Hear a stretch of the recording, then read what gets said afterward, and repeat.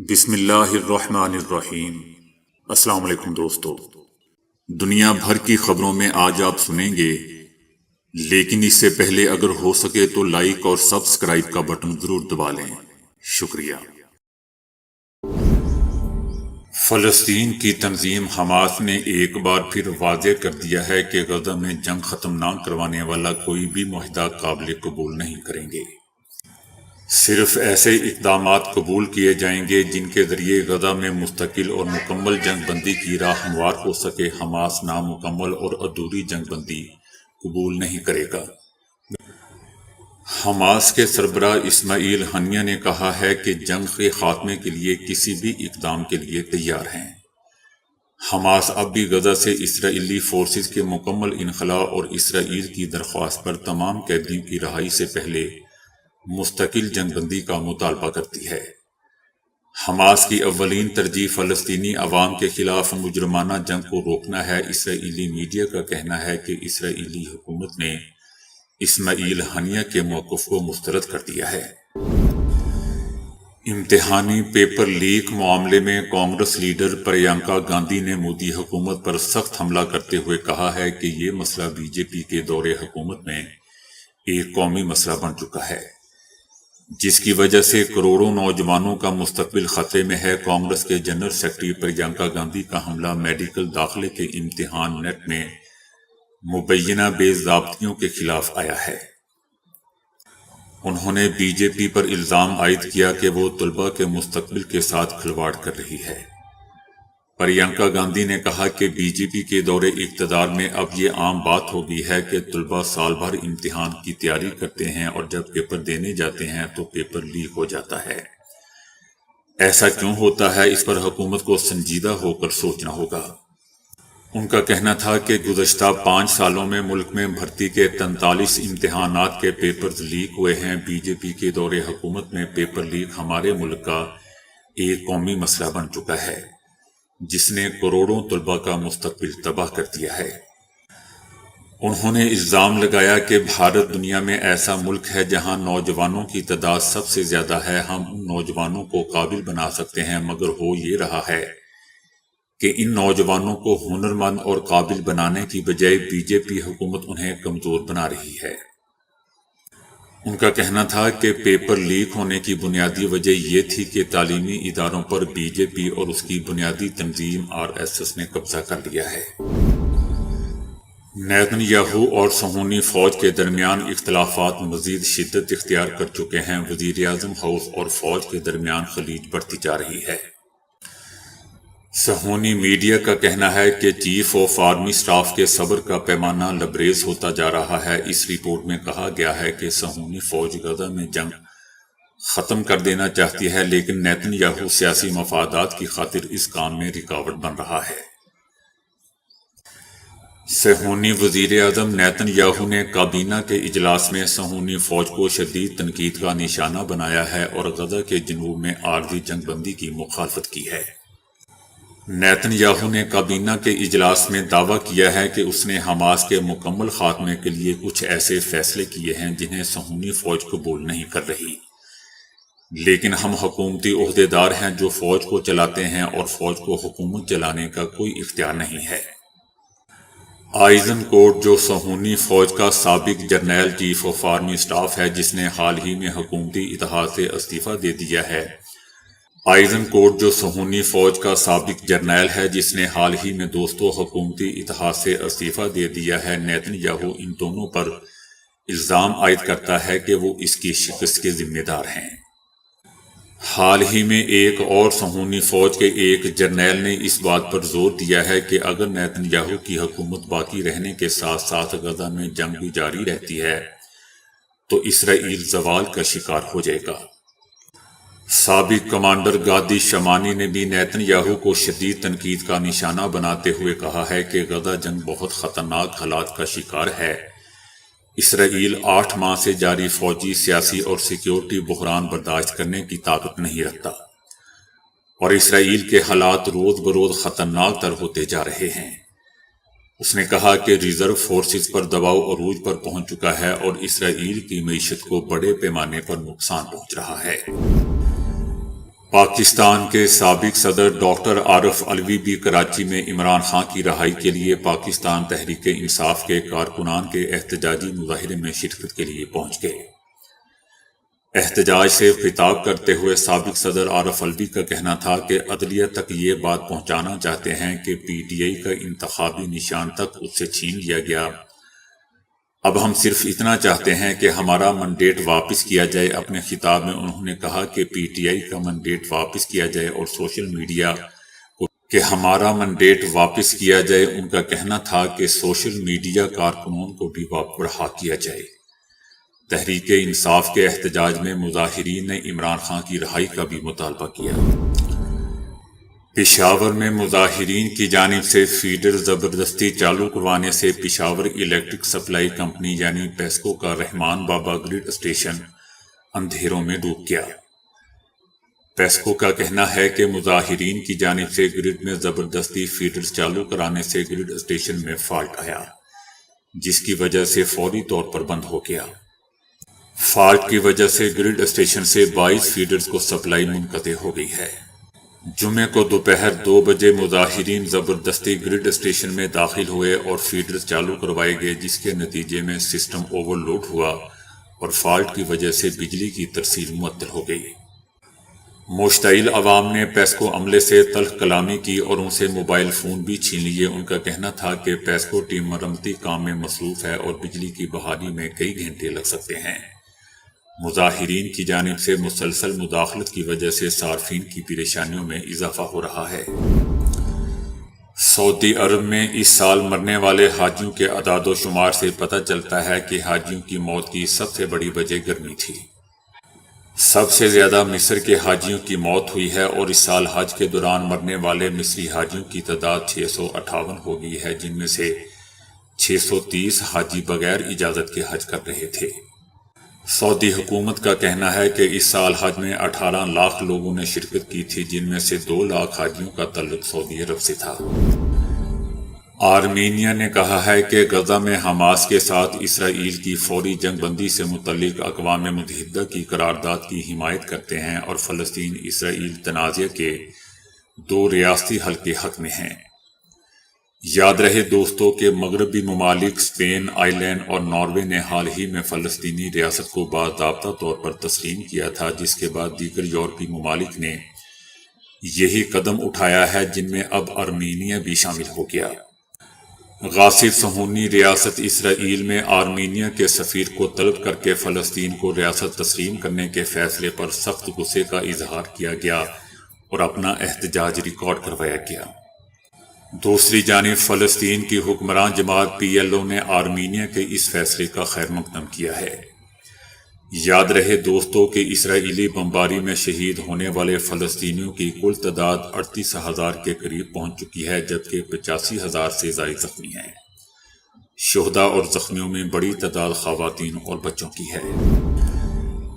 ISPR کے مطابق اسلام آباد کے رہائشی 29 سالہ سپاہی ہارون ولیم کی آخری رسومات سینٹ پال چرچ راولپنڈی میں ادا کی گئی۔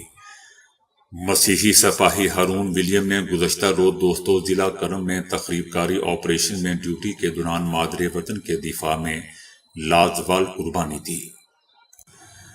آخری رسومات کی تقریب میں وزیر اعظم پاکستان، وزیر دفاع، وزیر داخلہ، وزیر اطلاعات و نشریات، چیف آف آرمی اسٹاف، اعلیٰ سول اور فوجی افسران، فوجیوں، شہریوں اور لواحقین نے شرکت کی۔ وزیر اعظم شہباز شریف نے ملک کی ترقی میں ان کے کردار کو سراہتے ہوئے مسیحی برادری کی خدمات اور قربانیوں کو سراہا۔ وزیر اعظم شہباز شریف نے اس موقع پر کہا کہ پاکستان کی مسلح افواج ایک مربوط یونٹ ہے جس میں مختلف مکاتب فکر کے افراد شامل ہیں جو ریاست کے اجتماعی دفاع کے لیے کوشش کر رہے ہیں۔ Army chief general Asim Munir نے سپاہی ہارون ولیم، سپاہی انوش رفون اور ان کے ساتھیوں کی قربانیوں کو خراج عقیدت پیش کیا۔ ان کا کہنا تھا کہ ان کا اتحاد اور بہادری قوم کی طاقت کی مثال ہے۔ قوم مادر وطن کے دفاع کے لیے ان کی خدمات اور قربانیوں کو ہمیشہ مقروض رہے گی۔ بھارت میں اب امتحانی پرچہ آؤٹ کرنے والے کو 10 سال قید کی سزا بھگتنا ہوگی۔ امتحانات میں نقل کی روک تھام اور پرچہ آؤٹ ہونے سے روکنے کے لیے دوستو پبلک ایگزامینیشن ایکٹ 2024 متعارف کروا دیا گیا۔ ایکٹ کے تحت امتحانات میں نقل کرنے اور پرچہ آؤٹ کروانے پر 10 سال تک قید اور 1 کروڑ روپے جرمانے کی سزا ہوگی۔ لیکن دوستو، سوچنے کی بات ہے کہ اس قانون کو امپلیمنٹ کون کروائے گا، کیونکہ پہلے سے ہی سب کچھ یہ تو بی جے پی کر رہی ہے۔ امریکہ اور چائنا کے درمیان 5 سال بعد جوہری ہتھیاروں پر مذاکرات شروع ہو گئے ہیں۔ مذاکرات میں شریک امریکی حکام نے چائنا اور تائیوان تنازع میں چائنا کی جانب سے جوہری ہتھیاروں کے استعمال کی دھمکی یا استعمال کرنے کے خدشے کا اظہار کیا۔ چائنا نے جوہری ہتھیار استعمال نہ کرنے کی یقین دہانی کروائی۔ چائنا نے امریکی حکام کو آگاہ کیا کہ ہمیں یقین ہے کہ ہم جوہری ہتھیاروں کے استعمال کے بغیر تائیوان کے خلاف روایتی لڑائی میں فتح حاصل کر سکتے ہیں۔ امریکہ نے دوستو اکتوبر میں جاری ایک بیان میں کہا تھا کہ تائیوان میں روایتی فوجی شکست اور چینی کمیونسٹ پارٹی کی حکمرانی کو خطرہ لاحق ہونے کی صورت میں چائنا جوہری ہتھیاروں کا استعمال کر سکتا ہے۔ یہ ٹریک 2 مذاکرات دوستو 2 دہائیوں پر محیط جوہری ہتھیاروں اور کرنسی پر جاری مذاکرات کا حصہ ہیں، جو 2019 میں ٹرمپ انتظامیہ کی جانب سے فنڈنگ روکنے کے باعث تعطل کا شکار تھا۔ غزہ میں ریڈ کراس کے دفتر پر اسرائیلی بمباری میں 22 افراد مارے گئے۔ بین الاقوامی ریڈ کراس کمیٹی کی جانب سے کہا گیا ہے کہ اسرائیلی بمباری سے 45 افراد زخمی بھی ہوئے۔ بمباری کا نشانہ بننے والے ریڈ کراس کے دفتر کی عمارت میں بڑی تعداد میں پناہ گزین مقیم تھے۔ ہسپتال میں بعض کی حالت نازک ہے۔ اب تک مرنے والے افراد کی تعداد 22 ہو چکی ہے۔ اموات میں اضافے کا خدشہ ہے۔ گزشتہ روز بھی اسرائیلی فوج نے رفح شہر اور دوسرے مقامات پر بمباری کے نتیجے میں مزید 45 فلسطینیوں کے شہید ہونے کی تصدیق کی تھی۔ اسرائیلی فوج نے دعویٰ کیا تھا کہ حماس کے عسکریت پسندوں کے درمیان ہونے والی جھڑپ میں متعدد جنگجو مارے گئے۔ مقامی رہائشیوں کا کہنا تھا کہ اسرائیلی فوج مصر کی سرحد پر واقع شہر رفح پر اپنا مکمل کنٹرول حاصل کرنے کی کوشش کر رہی ہے۔ یہ علاقہ مئی کے اوائل سے اسرائیل اور حماس کے درمیان میدان جنگ بنا ہوا ہے۔ اسرائیلی ٹینک شہر کے مغربی اور شمالی حصوں میں جا رہے ہیں، جبکہ اسرائیلی فوج شہر کے مشرق، جنوب اور مرکز پر پہلے ہی قبضہ کر چکی ہے۔ برطانیہ کے امیر ترین خاندان کے 4 افراد کو گھریلو ملازمین کے استحصال اور انسانی اسمگلنگ کے الزام ثابت ہونے پر سزا سنا دی گئی۔ عدالت نے ہندوجا خاندان کے 4 افراد کو بھارت سے لائے گئے گھریلو ملازمین کا استحصال کرنے کا جرم ثابت ہونے پر سزا سنائی۔ پرکاش ہندوجا، ان کی اہلیہ کمل ہندوجا اور ان کے بیٹے اجے ہندوجا اور ان کی اہلیہ نمرتا کو ملازمین کا استحصال کرنے اور غیر قانونی ملازمت کے الزامات ثابت ہونے پر 4 سال اور 4.5 سال جیل کی سزا سنائی گئی۔ ہندوجا خاندان پر الزام تھا کہ انہوں نے بھارت سے لائے گئے گھریلو ملازمین کو 18 گھنٹے کی مشقت کی اجرت $8 سے بھی کم ادا کی، جو کہ قانون کے تحت مقررہ کم از کم اجرت کے 10ویں حصے کے برابر بنتی ہے، اور انہوں نے غیر قانونی طور پر ملازمین کے پاسپورٹ بھی اپنے قبضے میں رکھے۔ دوستو، مضحکہ خیز بات یہ بھی ہے کہ ہندوجا خاندان کی ملکیت کا تخمینہ 37 ارب پاؤنڈ ہے، جبکہ وہ آئل، گیس اور بینکنگ سیکٹر میں نمایاں حیثیت رکھنے والے ہندوجا گروپ کا مالک بھی ہے۔ کیوبا نے کہا ہے کہ کیوبا کی حکومت نے فلسطینی عوام کے خلاف نسل کشی کے لیے جاری قانونی کوششوں میں تعاون اور ان کی حمایت کے لیے یہ فیصلہ کیا ہے کہ وہ عالمی عدالت انصاف میں اسرائیل کے خلاف جنوبی افریقہ کے مقدمے کا حصہ بنے گی۔ کیوبا کا کہنا ہے کہ اسرائیل ایک غاصب حکومت کے طور پر امریکہ کی حمایت اور اس کی شراکت کے ساتھ جنیوا کے 4تھے کنونشن کے تحت اپنی ذمہ داریوں کو نظر انداز کر رہا ہے۔ کیوبا کے سرکاری بیان میں کہا گیا ہے کہ آج کی دنیا میں نسل کشی، نسلی امتیاز، جبری جلا وطنی اور اجتماعی سزا دینے کی کوئی گنجائش نہیں ہے، اور عالمی برادری یہ برداشت نہیں کرے گی۔ دوستو، یاد رہے کہ جنوبی افریقہ نے نسل کشی کے لیے صہیونی حکومت کے خلاف عالمی عدالت انصاف میں مقدمہ دائر کر رکھا ہے، جس کے ابتدائی فیصلے میں صہیونی حکومت کو پابند کیا گیا ہے کہ وہ غزہ میں نسل کشی روکنے کے لیے اقدامات کرے۔ متحدہ عرب امارات کی عدالت نے خاتون کی جانب سے شوہر سے علیحدگی کا مطالبہ مسترد کر دیا ہے۔ متحدہ عرب امارات میں عدالت نے فرینڈز کے ساتھ باہر گھومنے کے لیے جانے کی اجازت نہ دینے پر غیر ملکی خاتون کی جانب سے طلاق کا مطالبہ مسترد کر دیا ہے۔ درخواست میں خاتون نے موقف اختیار کیا تھا کہ وہ اپنی سہیلیوں کے ساتھ گھومنے کے لیے باہر جانا چاہتی ہے، لیکن اس کا شوہر اجازت نہیں دے رہا۔ دوسری جانب غیر ملکی خاتون کے شوہر نے اپنے دفاع میں کہا ہے کہ اپنی بیوی کے ساتھ کبھی بدتمیزی نہیں کی اور بیوی کے ساتھ بیٹے کے لیے بھی مناسب رہائش کا بندوبست کر رکھا ہے۔ اس کے علاوہ ماہانہ خرچ بھی وقت پر دیتا ہوں، جبکہ بیٹے کی معذوری کے باعث ہم دونوں کا ہر وقت اس کے پاس رہنا بہت ضروری ہے۔ خلیجی عدالت نے خاتون کی جانب سے طلاق کا مطالبہ مسترد کرتے ہوئے کہا کہ خاتون عدالت کے سامنے شوہر کے خلاف کوئی ثبوت پیش نہیں کر سکی۔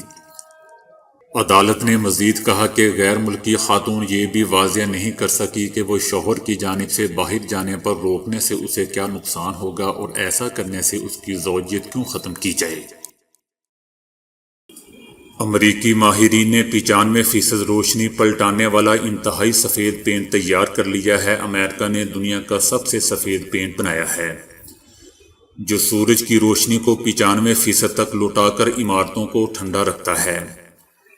کوردوا یونیورسٹی کے ماہرین نے اسے انتہائی سفید پینٹ کا نام دیا ہے، جس کی بدولت عمارتوں کو ٹھنڈا رکھنا آسان ہوگا اور ان کی ایئر کنڈیشننگ کا خرچ بھی کم ہو جائے گا۔ عمارتوں کو ٹھنڈا رکھنے کے لیے اس سے پہلے ایسے کئی طرح کے پینٹ بنائے جاتے رہے ہیں جن میں ٹیفلون وغیرہ کا استعمال کیا گیا تھا، لیکن اس کے فوائد کم تھے اور بعض خامیاں بھی تھیں۔ لیکن جب سے یہ پینٹ ایک گھر کے باہر آزمایا گیا ہے تو روایتی پینٹ کے مقابلے میں اس نے دیوار یا چھت کو 1.5 سے 2 سینٹی گریڈ تک سرد رکھا ہے۔ تو دوستو ابھی کے لیے اتنا ہی۔ ویڈیو کو لائک اور شیئر کرنے کا بہت بہت شکریہ۔